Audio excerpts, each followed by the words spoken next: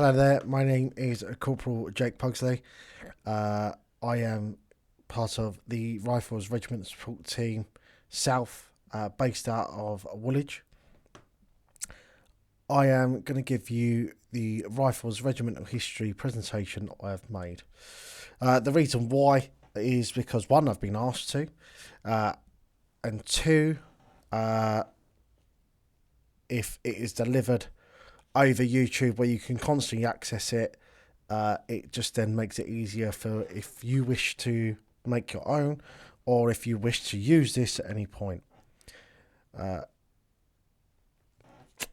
If you have any comments on this, please feel free to add to the comments to the bottom, either on Twitter or on YouTube, or even on Instagram. And yeah, let me know what you think of it. By all means, let me know if you feel that I've missed anything or I could cover anything better. Okay, so let's crack on. So there you see the Rifles family tree. Now we date back to as far as 1685 under the Duke of Bedford's regiment, and they was part of the Devonshire regiment. Later on, Devonshire and Dorset, Devonshire and Dorset Light Infantry. But really, the idea of riflemen come in 1800. If you look at the bottom line, furthest to the left, 1800, Experimental Corps of Riflemen. That's where the idea of the rifleman was fully developed into an actual corps, and an actual idea. We had some bits and bobs beforehand, which I'll go on to, but this was when it was all thrown together, and this is the first British regiment of riflemen. So, some points of history. 7-Year War, specifically 1775, when during the Battle of Quebec, the Commanding General James Wolfe gave the 60th Royal American King's Royal Rifle Corps the motto Celer Actus, swift and bold, which is the Rifles regimental motto. Battle of Copenhagen was when the first use of riflemen, and we was actually basically used as Marines. We was used to shoot up the officers on enemy officers on the ships from our ships and so on and so forth. Napoleonic Wars is really were the 95th stamped down on who they were. The 95th were the 95th and the King's Royal Rifle Corps, and the King's German Legion were realistically the special forces of the time, and that's when we stamped down the rifles idea on the British Army. Action at Boyne de Butts. This was the Dorsetshire or Devonshire Regiment's actions, and we'll go on to that a bit later and a bit more of an explanation into that. D-Day, I'm sure we have no need to explain that. The former regiments were all involved in that somehow. So it really does not require any further explanation on that one. Pegasus Bridge was taken by the Ox and Bucks Light Infantry, 2nd Battalion D Company. This was taken on the night of the 5th, or very late night of the 5th, early hours of the 6th. And this was the first action of D-Day. And then the invasion of Iraq, 2003.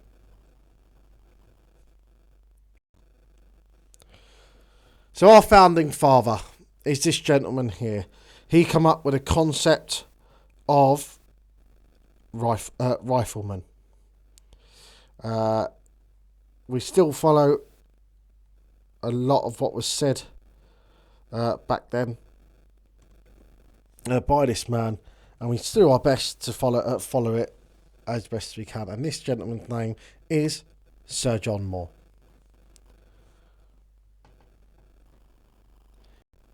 It now falls to these gentlemen here to keep what we have had in the past in the rifles. So on the furthest left, you have General Sir Nick Carter, who is currently the head of the armed forces. He was our previous Colonel Commandant. He was our second Colonel Commandant. In the middle, you have His Royal Highness the Duke of Edinburgh, Prince Philip, who is our Colonel-in-Chief. And then on the furthest right-hand side, you have our new Colonel Commandant, General Sir Patrick Saunders. So, the history of the regiment. If you got a full chance to look, you see on the Rifles Regimental Tree, we were formed out of 4 founding regiments on the 1st of February 2007. And these 4 founding regiments are the 4 glorious cap badges here. First one being the Devonshire and Dorset Light Infantry. Second one, Royal Gloucestershire, Berkshire and Wiltshire Light Infantry. The Royal Green Jackets. And the Light Infantry. They was our 4 founding regiments with histories of their own spanning hundreds and hundreds of years. But we're going to concentrate on what the rifles have now. So when we formed, we had the concept of golden threads, and what them golden threads are is they are threads from our past founding regiments. Bugle Horn to the Inkerman Chain and Whistle. And we're going to go further into this and have a bit more of an explanation on where each one comes from and the history behind it. So, the Bugle Horn. From the Light Infantry, this was the symbol of the Light Infantry, the 95th Warlists on their headdress as well. Just minus the crown, they had a knot above it, the Light Infantry. The Oxen Bucks had the knot, but also had a crown above it. Council. No, they didn't. It was the 95th that had that. So, this cap badge has been around for many, many years. And the bugle is the symbol of the Light Infantry. Now, this is worn on the front of all of our headdresses. As you can see, in the middle, you have a side hat, effectively known as the Thunderbird's hat. And you have the boss of a shako that the band and bugles wear when they are doing their business. You then have the back badge. Now this came from the Royal Gloucestershire, Berkshire and Wiltshire Light Infantry. Before them, it come from the Gloucesters. The history behind this is in the Battle of Alexandria, 1812. A young second lieutenant ordered his rear rank to about face to face an oncoming flanking attack, and they battled back to back until the enemy threat was dealt with on the flank, and then they turned back round and continued the fight. Or continued the fight in that direction. So this is worn on all ceremonial headdresses. So the peak cap, side hat, you'll see it worn on. You'll see it on the shako. It's not worn on the beret. Black buttons. So black buttons come from the Royal Green Jackets. The black buttons, you'll see there's 4 different variants there, and there is more variants for different things. But even with our dress shirts and everything like that, we will wear black buttons. This is to represent what the 95th had and the King's Royal Rifle Corps had when they had lead buttons. Then ball buttons on the furthest right hand side. What would then happen is that if they run out of ammunition, they would take this off and use it as ammunition to continue the fight towards the enemy. The Crusty Graph. This was awarded to the Devonshire and Dorset light infantry. Before that, the Dorsetshire Regiment. At the the action of Boyne de Butts. What happened here is they defended against a German attack and held off the German attack. They sustained 90% of the battalion as casualties. For this, the French awarded the regiment as a whole the Crusty Graph, which translated is the Cross of War. Basically the French Medal of Honour. And this is worn on all ceremonial uniforms. Our number ones, greens, number twos, and our mesh dress as well. The Maltese Cross. Now the Maltese Cross comes from there you can see very clearly the 37 battle honours that are held on the cross belt. These 37 battle honours were selected due to the historical importance of them. If you look in the bottom right hand corner, the very bottom right hand of the Maltese Cross, you'll see that there's a blank space. Now this blank space is there ready for the next battle honour, and always will have a space. Inkerman chain and whistle. So during Crimean War, the Battle of Inkerman, 1854, sergeants and officers wore the Inkerman chain and whistle, and during the Battle of Inkerman, all officers were sustained as casualties. So the sergeants actually kept the attack going. Due to the terrain and the weather, they couldn't see each other. So this was commonly used as a communication device, but they basically directed the whole attack and won the battle just using whistles and bugles as communication devices.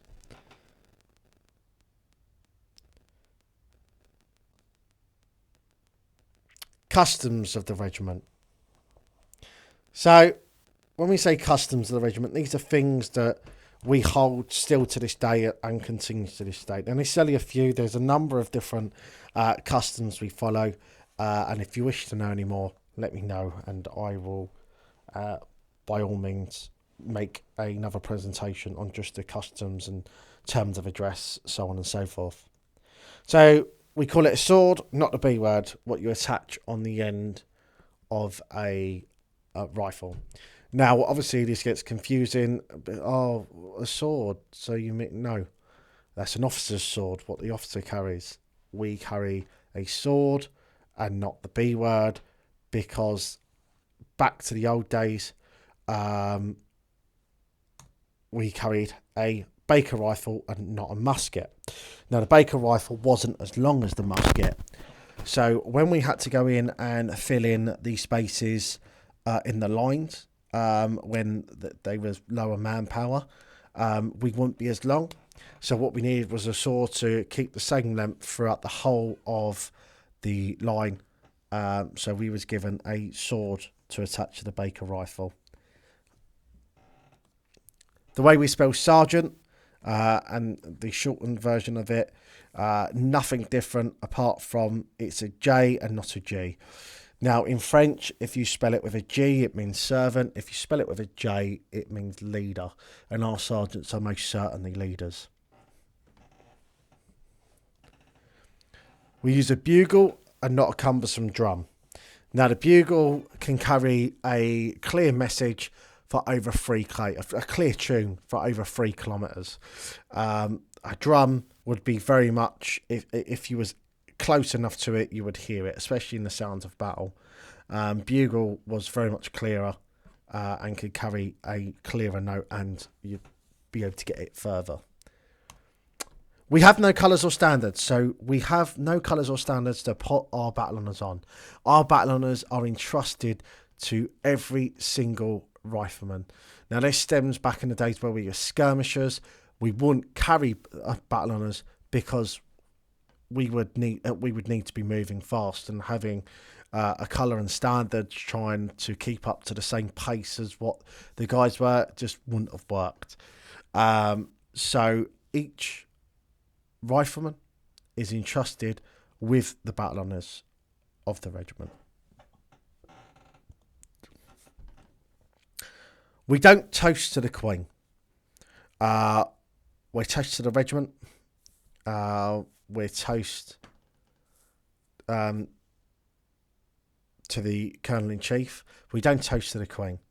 The reason we don't toast to the Queen is because our Colonel-in-Chief is the Duke of Edinburgh. But it's also, back during the Battle of Copenhagen, and it's this same reason we play Charlie Reveille, or Naval Reveille.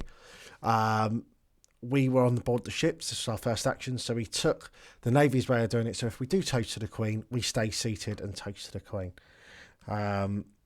Also, we play the Naval Reveille because that was our first action as a regiment, so we've kept that.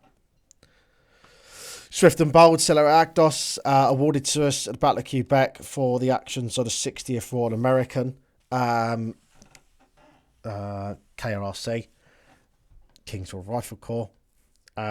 This motto just describes what we are now. We are swift, we are bold in how we deal with things. I always find that riflemen are very bold in being able to pipe up and sit there and say, maybe we could do it this way, with their ideas. You know, if they believe something is wrong, they're willing to stand up and always tell you that, you know, this is wrong. I think that there's other ways we could do this. So always bold and very swift in doing stuff as well. Always find that riflemen, everybody in the rifles, are very swift in how they deal with a problem. Riflemen like working a problem, and they get through it however they need to get through it. So our words of command and marching pace. Now, later on, I will put out on YouTube the timings for our drill and words of command and everything like that. But the words of command, so those of you that do heavy drill understand to get a squad to come to attention, turn to the right, and step off, marching, takes 3 commands.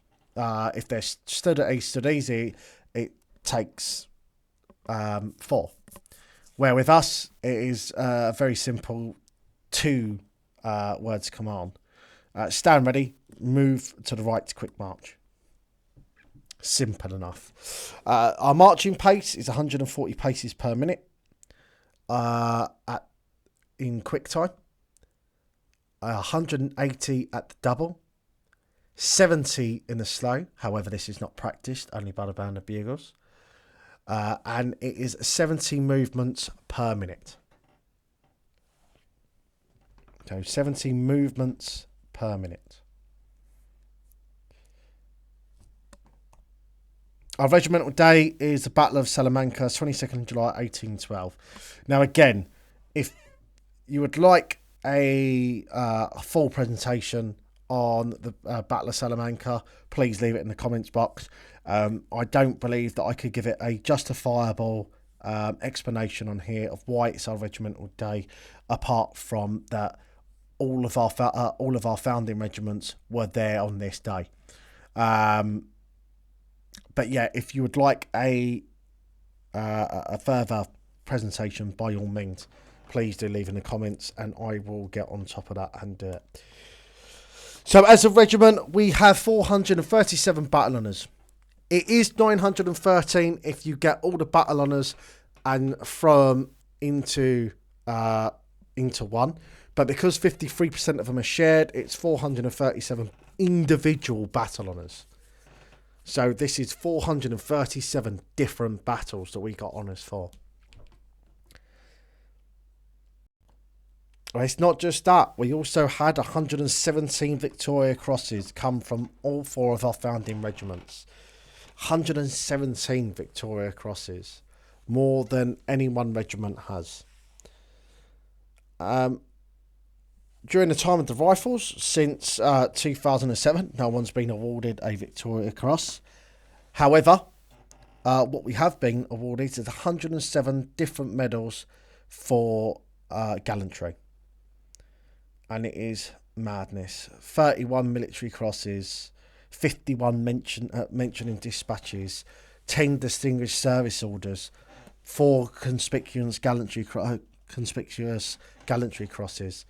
5 Queen's Gallantry medals. It is absolutely madness on the bravery that some riflemen have thrown out there. And 107 for one regiment in 13 years. Very worthwhile. The definition of the Rifles. I think this is very clear cut, and it tells you exactly how, as a cadet unit, for instance, you should look at operating.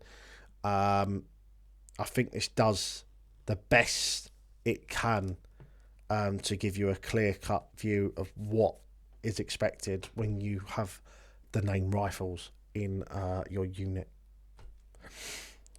The Rifles is a forward-looking infantry regiment relying on mutual respect, self-discipline, and a relentless desire for innovation.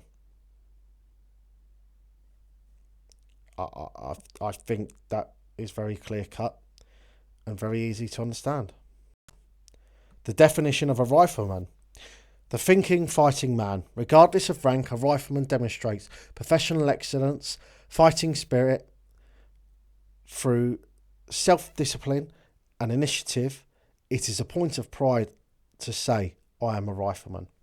And I do truly believe this, that every single person that wears a Rifles cap badge should identify as rifleman. So, for instance, you cadets out there, you are Cadet Rifleman, Jones, right? I'm Cadet Rifleman Jones. Anybody in the Rifles, regular reserve, officer, soldier, we identify as rifleman first and foremost. When we're asked, I am a rifleman. So moving on to the bugle, which is a very, very important part of our regiment. The bugle has traditionally been used to pass communication with and to riflemen across battlefields and in camp. The bugle was adopted for use in the 18th century. It took over the drum. The drum signal wasn't very clear, where a bugle was very clear, very loud, and carries a note better. It was originally an ox bugle, but later made into a silver one, which gave a clearer note. So this is still continued today in the bugle platoons in the Rifles, which are also assault pioneer platoons. The integral engineer support within a battalion. And it is carried forward in our daily calls. Now, this is only a few select calls. I know that some battalions have a lot more calls than this. I know that 5 Rifles, I believe they do at least 5 more calls on top of this. This is just a set template, what to follow, to follow. Sorry. There is over 80 calls. God knows how many marches that can be played on the bugle, and it's continued to be played on the bugle by the band of bugles and by battalion buglers as well. And I think this poem very much sums up everything we've covered in this presentation thus far.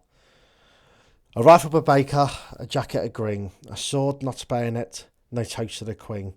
140 per minute, with rifles we trail, a salute at the double, with bugles well. No colours, no musket, no drummer in sight. From Flanders to Helmond, the riflemen fight. Swift and bold, chosen men.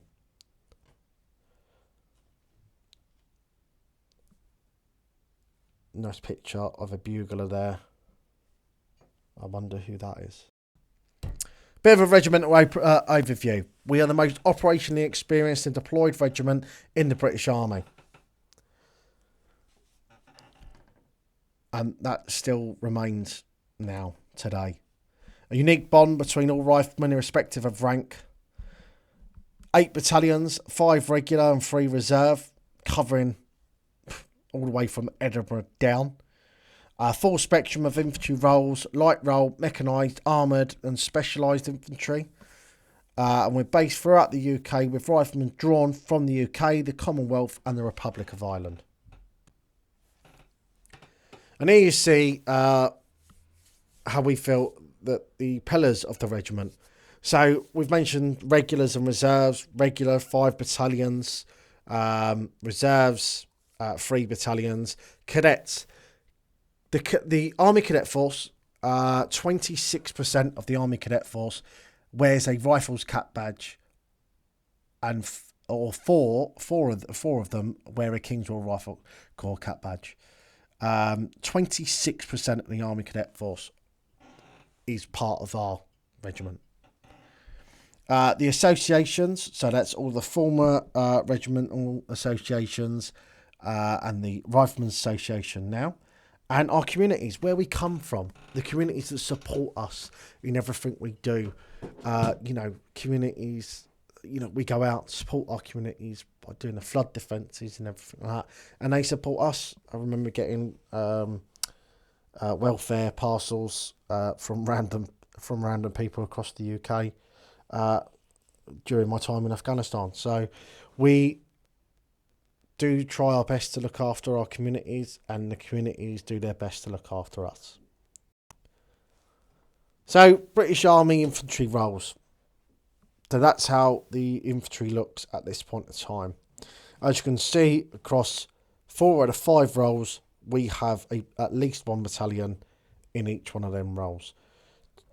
1 and 2 rifles in the light role infantry, 3 in the mechanised, 4 in specialised infantry and 5 in armoured. And as I said, we're spread across the UK.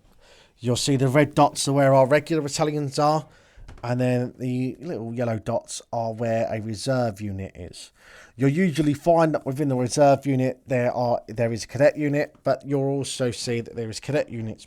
Not all cadet units can be posted on this and be covered by all of this. So a quite widespread of where the rifles are. Thank you very much for taking your time to have a look at this regimental history presentation.